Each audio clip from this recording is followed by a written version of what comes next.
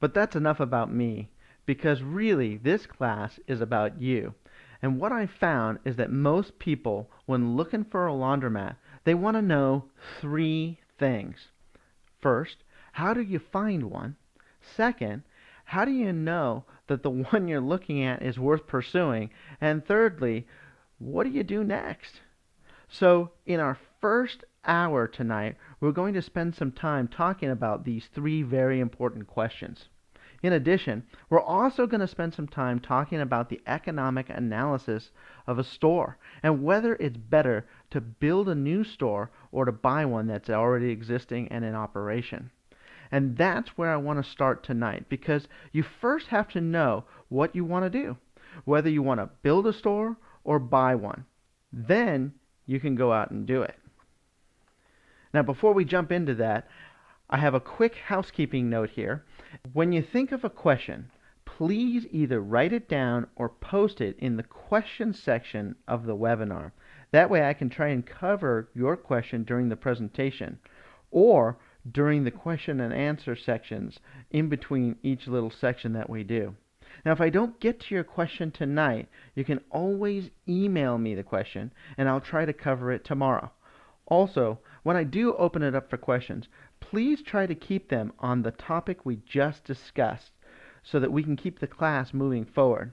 Now, I'll try and allow time at the end of tonight and at the end of tomorrow for general questions that I didn't cover during the course material. Also, about once an hour, I'm going to take about a 5-minute break, and that'll be your chance to refill your water glasses and do whatever else it is that you need to get done. Now, during the breaks, I'll also be offering a couple of specials that you might want to jump in on, and so we'll talk about those a little bit more during those breaks. And lastly, during the course, I'll be giving out many guidelines and recommendations. I want you to keep in mind that these guidelines and recommendations are just that. They're meant to keep you out of trouble. These are not hard and fast rules. However, if you do go outside of the guidelines that I give you, you're going to be opening yourself up to greater risks. So please remember, a laundromat is a business and it needs to be run like one. So that's the quick announcements. Is everybody ready to get started?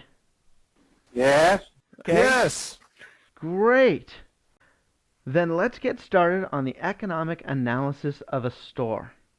For those of you who are following along on the outline that I sent you, we are looking at example number 1. Now, for those of you who are on the free call we did, this is going to sound a little familiar, but in this case, we're going to be getting into a little bit more detail on the economic analysis.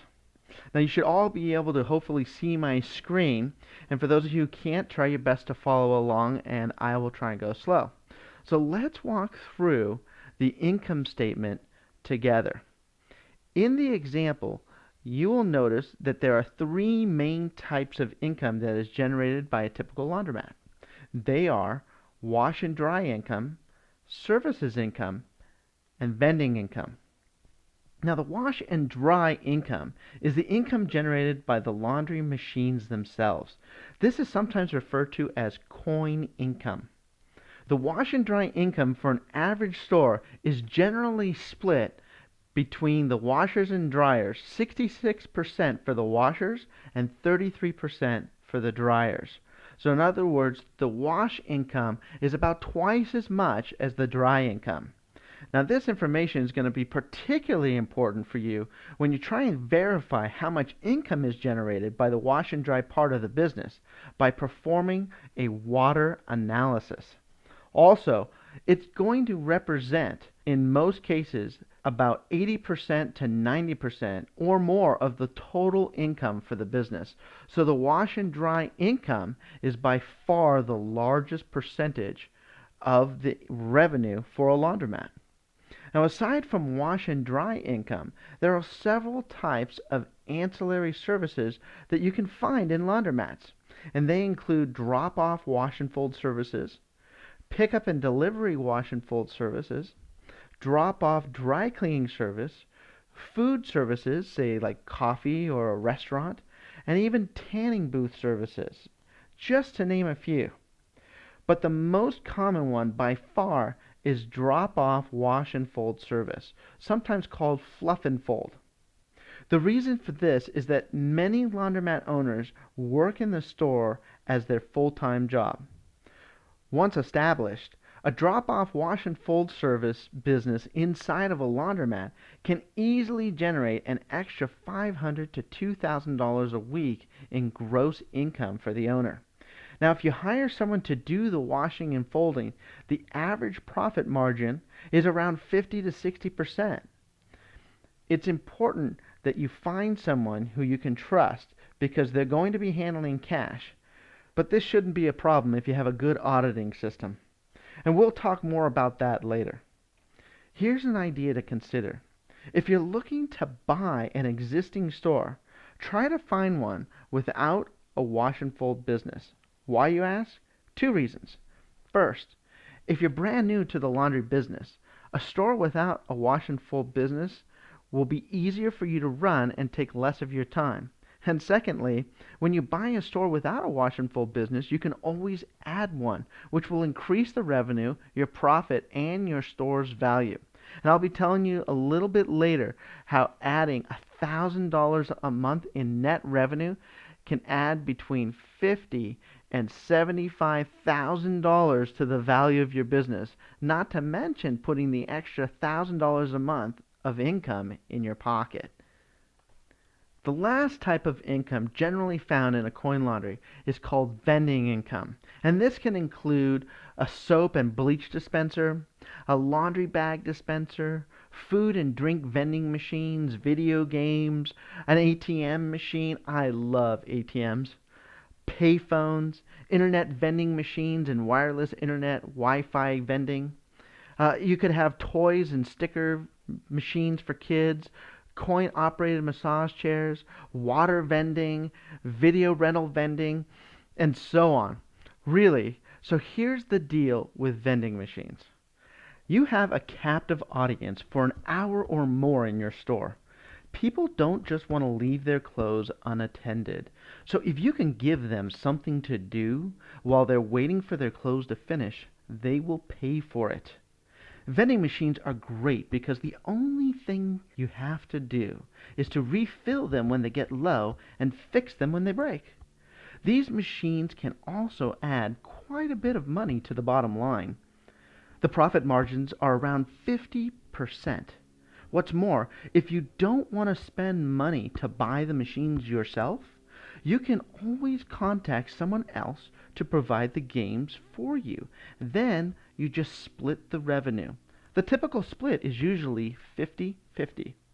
So if you find a store that has some extra space that's not being used, throw in an extra vending machine. My kids all have vending machines of their very own in our stores, and they make somewhere between 5 and 10% monthly return on their investment. Pretty good, eh? Now here's a quick note on vending machines. Some laundromats are in strip malls that have, say, 7-Elevens or liquor stores in them. It's not uncommon to find a landlord that will not allow you to install certain types of vending machines in your store because it competes with these other types of businesses. So always check with the landlord first before installing any new vending machines into your store. All right, let's go ahead and take some questions. We're going to go ahead and focus on the income side of the equation when we think about the economic analysis of a laundromat. And our first question is, can you discuss these payment cards for use in the laundry? Well, now we're going to be talking about payment systems a little bit later in the webinar, but to briefly go over card systems, there is a form of payment where a customer can buy a wash card, and what they do is they simply put some money, some dollar amount on the card, and the card acts and looks just like a gift card that you may use in, say, a restaurant. What the customers do with the wash card is they go over to the machine that they're going to use, and they literally swipe it on the machine, and it deducts the cost of that machine from the balance on the card. When the cards get low, customers can then recharge or reload the card with more money. But like I said, we're going to be talking more about payment systems and wash cards and that type of thing a little bit later on in the webinar. Deborah says, hi Brian, I'm here too. Hi Deborah, it's good to have you on the webinar. Let's see, Chris asks if there are any food licenses needed for vending machines in general or other vending licenses. Hi Chris, most counties will require you to have a special permit for food only if you're preparing it. So if the food is coming out of a vending machine, more than likely you will not need a special permit for the food. Now that being said, however, most cities will require you to have a business permit, a permit that is filled out on a yearly basis allowing you to operate in that city. And so I would double check with the county and the city regulations and the laws as they permit to your location. But in general, you're probably fine without any special permits. All right, let's go ahead and get back to the economic analysis of a laundromat. We're going to focus this time on the expenses.